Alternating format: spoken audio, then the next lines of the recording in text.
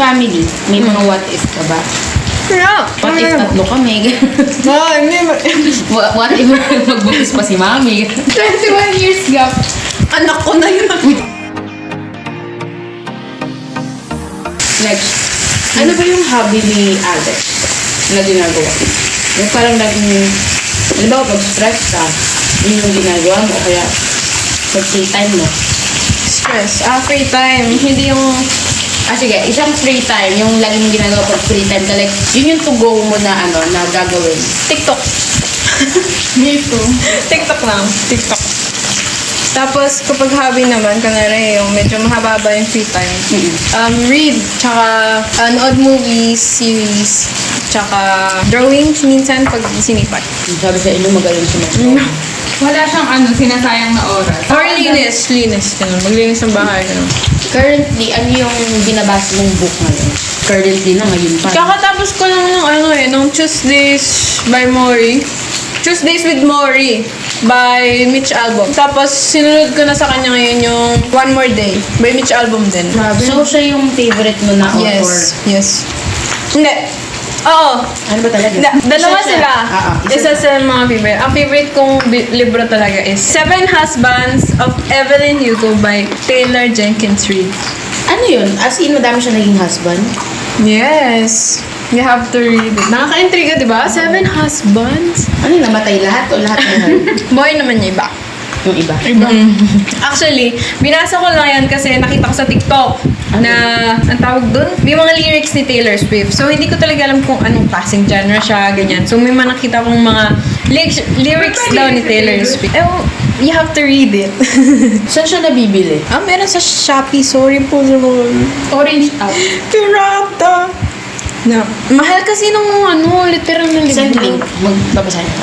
Mahal ka pa. Bakit? Naya ka? Oo, hindi pa ako tapos. Nag-clear up lang. Kumaya. Kumain ka lang. Birthday mo ngayon. Happy Gusto ko birthday. yung nilipat niyo yung birthday ko sa Di ba sabi mo madami kang what ifs? So, what are the things parang you kind of regret? Gano'n. Sa... Kahit saan. Gusto parang medyo regretful to yung hindi. Sana ginawa ko to gano'n. Sana ginawa or sana hindi ginawa? Or, pwede. Both. Sa first love ko, lagi kong naiisip yung pag-regret. Talaga, siguro, may times na naisip ka na sana hindi ko na lang itinuloy yung feelings. Ganun. Para hindi ka na nasaktan. Para hindi nagkagulo. Pero baka magka-what if ka din nun. Paano pag tinuloy yung Oo. Yeah. Pero everything happens naman. Sa family, may mga what if ka ba? Yeah. What if tatlo kami? Hindi. What if magbukis pa si mami? Naku po! Ngayon naman, 20 years naman yung angkot. Marinig ka naman mala. 21, tita, ano naman daw po, 21 years. 21 years gap.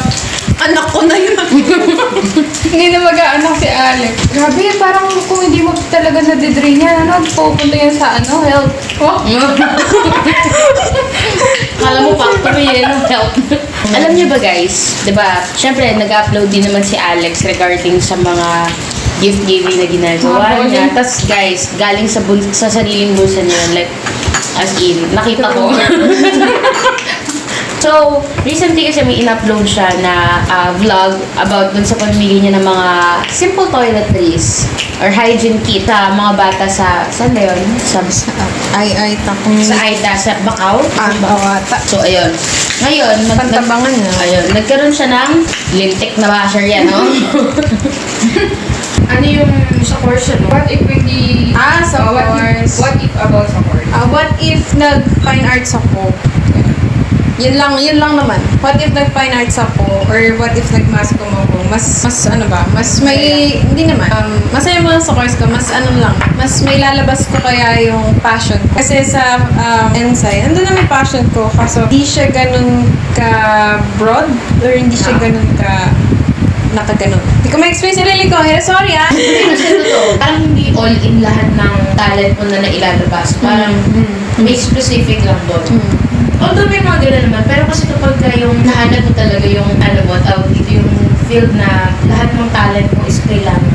Yung parang feeling mo Feeling mo parang hindi ito, pero hindi kaya mo yun. Feeling mo parang tawag dito, meron pang dapat na inilalabas ka pero hindi siya necessary Hindi mo dun sa na ano course. yung maximum potential.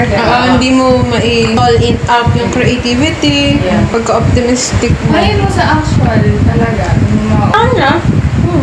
Very interesting din talaga yung course ni Alex. Kaya, sabi niya na, although hindi yung first choice niya yung pinili, but, ano tawag dito, mag-enjoy mo rin ang sa family mo, parang ano yung biggest dream mo para sa family mo? Yeah. Helicopter po. Your honor. Your honor farm. Yung ba helicopter? For ano? Sana masundo na si Doctor. Ayoko na na sa mundo.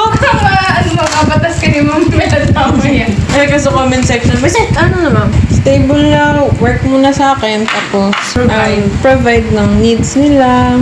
Na hindi na sila mag-aalala pagtanda nila. Kasi, doon ako support at bagay. Thank you. Ako yung magulang. Alam mo na pa kayo na ata natin kumain. Kaya nga parang hindi nababawasan. Busog na ako. And that's it, guys. Goodbye. Kakain muna kami. Guys, kain muna kami. And we'll be Nagpahinga ko. right back. Yeah. Bala kayo, tinatamad ako tumayo. Patayin niya. Ano ba tayo? Masama yung pambat.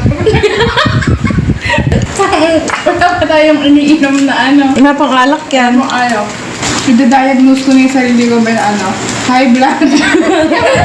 Mataas yung alat. Yung first impression ko sa akin yung visit. Ay, Ate Lea, madre. Hindi, pero yun talaga. Tapos sabi mo sa kanila kung kailan tayo na-meet. Actually, di kita kilala. Ngayon lang nalaman nakaklase kita eh. Hindi may dalang malitang backpack.